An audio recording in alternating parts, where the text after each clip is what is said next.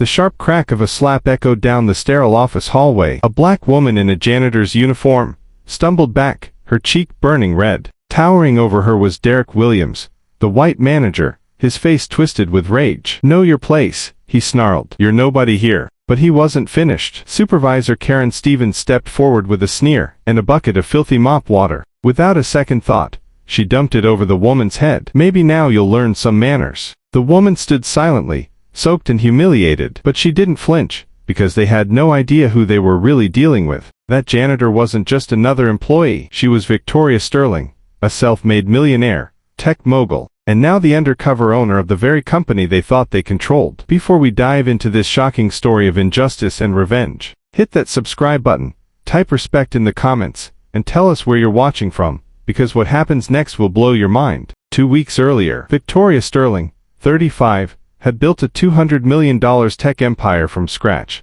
out of a cramped apartment, surviving on ramen and grit. She was used to being underestimated. She thrived on it. So when she acquired Sterling Solutions, a commercial cleaning company with 300 employees across 15 buildings, she didn't celebrate, she investigated. Reports of discrimination, abuse, and high turnover at a site called Pinnacle Tower caught her attention. So she made a decision. "I want to see how things really work before they know who I am." Victoria shed her diamonds and designer clothes. She became Vanessa Johnson, a desperate, unemployed single mother. Her resume was fake, her backstory heartbreaking. She looked like someone who couldn't fight back. The next morning, she stepped into Pinnacle Tower wearing a janitor's uniform. Lisa Martinez in HR barely looked up. "You sure you want this job? The management here isn't easy." "I need the work," Victoria replied, voice trembling with calculated vulnerability. Lisa handed her the schedule. "Report to Karen Stevens at 6 a.m. Karen met her with a scowl. "Let me guess. Another one looking for easy money." Then came Derek, the manager,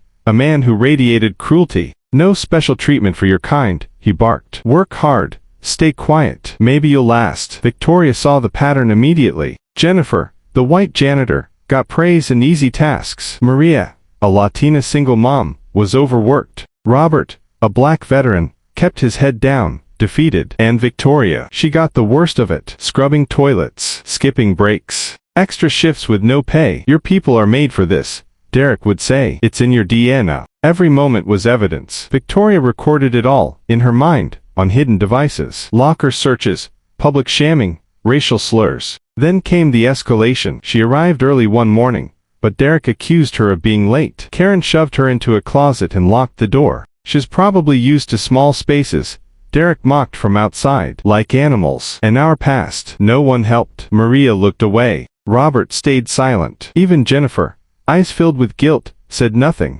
Later, Derek discovered stolen office supplies in her bag. "Planted, of course. A thief. Just like I thought," he declared, loud enough for everyone to hear. The final straw came during a routine mop job. A small spill, an honest mistake. Derek exploded. "Can't even do basic work," he yelled. Then his hand flew and cracked across her face. Victoria tasted blood. She hadn't been struck in decades. Karen appeared and dumped mop water over her head. "Cool off," she spat. "Maybe it'll wash away your attitude." Soaked, humiliated, silent, Derek shouted to the others, "Call security. You never know what they might do." And yet, Victoria didn't break. Because she was still undercover.